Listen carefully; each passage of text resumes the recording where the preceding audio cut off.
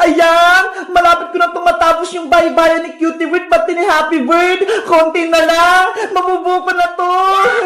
Mami Bebang, bilisan mo naman gumawa. Gusto na namin maglaro ni Happy Bird. Ikaw talaga, Cutie Bird. Excited kang maglaro. Konti na lang. Matatapos ko na to. Ano ba yan? Huwag ka nang malungkot. Bibilisan ko lang gumawa ng baybayan nyo. Okay. Ilalagay ko na tong mga sahig, pati tong dingding, para makumpleto na yung baybahayan. Hala, ang ganda ng sahig, parang tiles. Wow! Ito naman second floor yung lalagyan ko.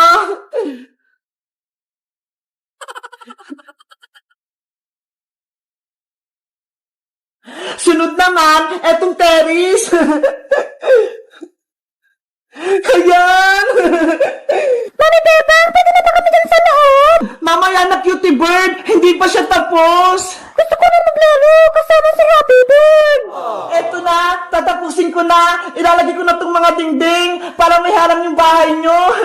Eto, para to sa first, second floor pala to.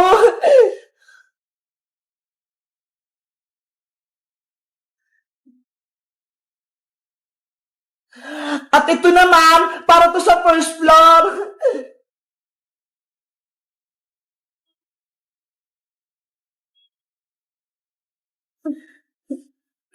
Ito, sa first floor din to.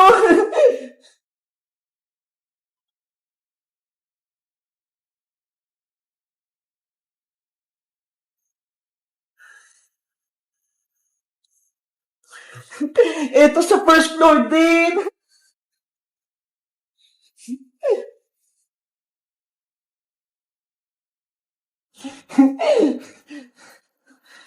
At ito naman, dito na to sa may second floor.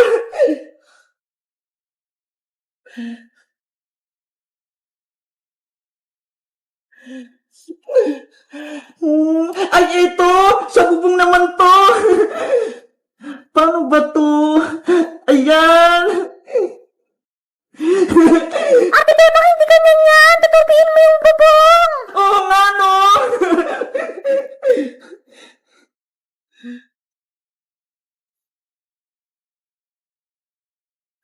Ayan! Mami Bebang, pwede na ba kami dyan sa loob? Ops! Last na lang, Cutie Bird! Ilalagay ko na lang itong mga gamit niya para maganda yung love ng baybayan niya. Okay po.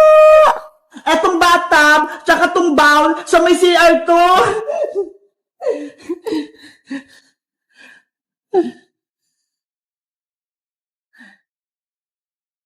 Dito kayo maliligo at mag-CR, Cutie Bird, ha? Huwag kayong magkakalat. Yay! May CR na kami. Eto naman, sa may kwarto to, may cabinet, tsaka higaan.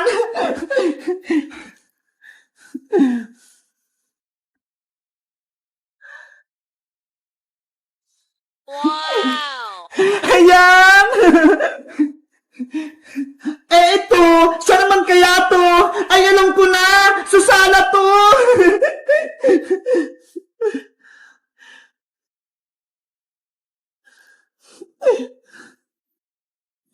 Ayan! Kumpleto na yung gamit nyo! Happy birthday, Cutie Bird!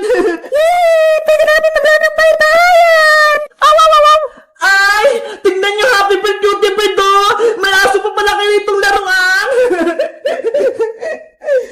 Ayan! Aw, aw, aw, aw, aw, aw, aw, aw. Cutie Bird, Happy Bird, tapos na yung baybayan nyo! Tignan nyo! Ang ganda! Wow! Sobrang ganda, Mami Bebang. Ang laki ng bahay namin. Kompleto sa gamit. Deserve nyo yan para may palaruan kayong dalawa! Salamat po, Mami Bebang. May baybayan na kami ni Happy Bird. Kay Tita Iska kayo magpasalamat kasi siya yung nagbigay niyan! Kaso, wala po si Tita Iska eh. Nasa Hong Kong. Bukas, uwi na siya dito sa Pilipinas. Pinadala namin siya ni Princess ng pamasahe. Kaya, magkasama-sama na tayo dito. Yay! Kompleto namin kayong tatlong magkakaibigan. Si Ate Princess, si Ate Iska, saka si Mami Bebang. Kaya nga eh, excited na akong nakita si Iska. Kami rin, Mami Bebang. Masaya kami na uwi na si Tita Iska. Asya, maglaro na kayo sa baybayan niya. Mag-enjoy kayo ha. Huwag kayong mag Bye-bye!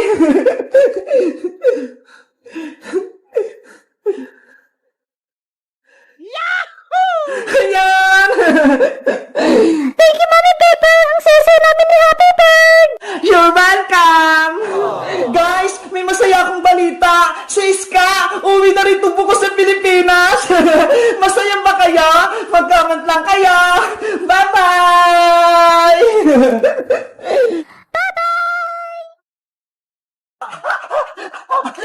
Akin na tong sulat ni Iska, Bebang! Oh no! Boyong! Ibalik mo yan! Ayoko, no? Hindi ko na ibabalik sa inyo tong sulat ni Iska. Pasaway ka talaga, Boyong Butike. Lagi mo kami ginugulo. Gusto namin si Iska. Kaya gusto namin na mabasa yung sulat niya. Asos! Hindi mo man talaga miss si Iska, princess eh. Ang gusto mo, yung padala niyang chocolate. Hindi yan totoo, Boyong, no? Kaibigan ko si Iska. Kaya sobrang miss ko siya. Kunyari ka pa, kinain mo nga kaagad ang chocolate niya. Boyong, nakikiusap ako sa'yo.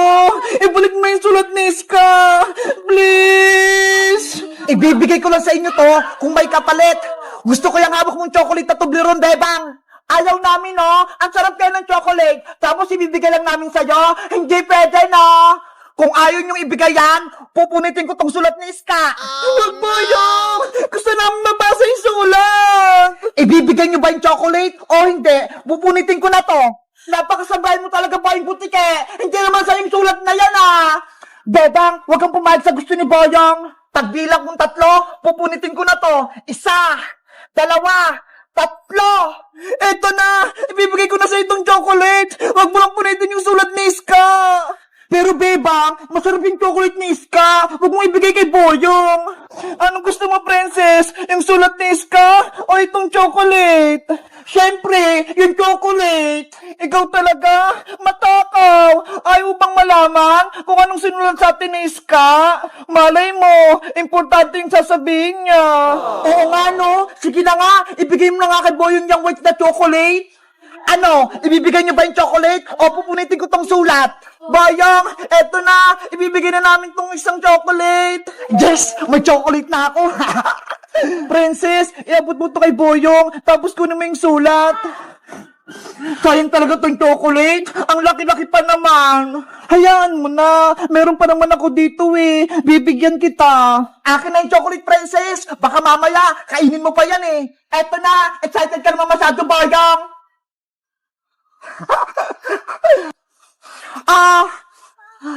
Wow! Chocolate! Ang laki!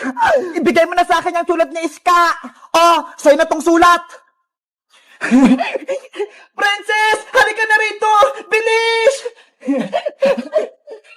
Bebang! Eto na yung sulat! Yay! Nabawi na natin tong sulat ni Iska! Sa wakas, makakain ako ng chocolate. Panigurado, masarap to.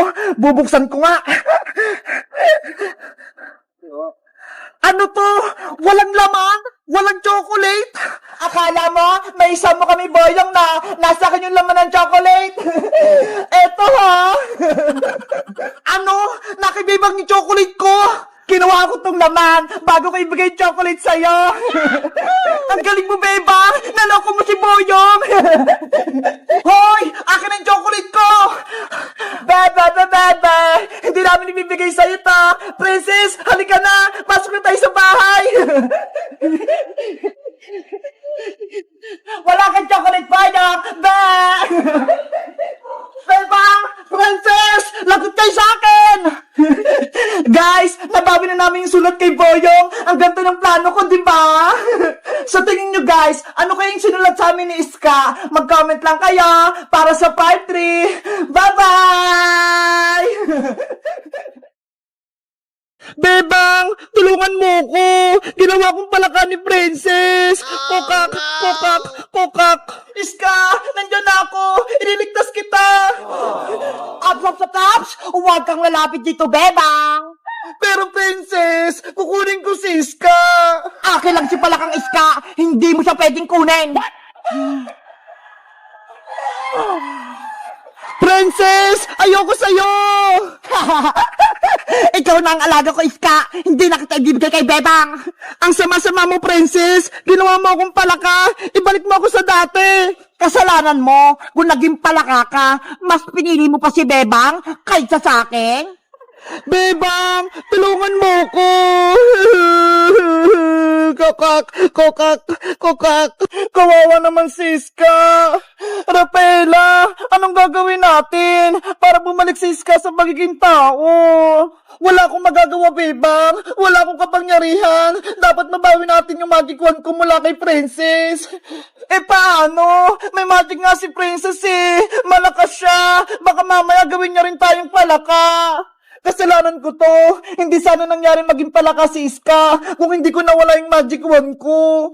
Huwag mo nang sisihin yung sarili mo, Rafaela. Magtulungan na lang tayo para may balik sa yung magic wand mo. Sige, lituhin natin si Princess Bebang. Agawin natin sa kanyang magic wand ko. Tama, kaya natin si Princess. Mukhang may pinaplano ang Diwata, tsaka si Bebang. Pwes, hindi sila magtatagumpay. Princess, patakasin mo na ako. Ibalik mo na ako sa dati. Ayoko nang maging palaka. Kokak. Tumahimik ka palakang Iska. Gusto mo? Itapong kita sa sapa. Ayoko. Hindi ako marunong lumangoy. May naisip ako. Iuhulog kita sa tubig. Palakang pangit. Princess, wag! Oh no! Princess, bitawan mo si Iska! Agawin ang magic wand!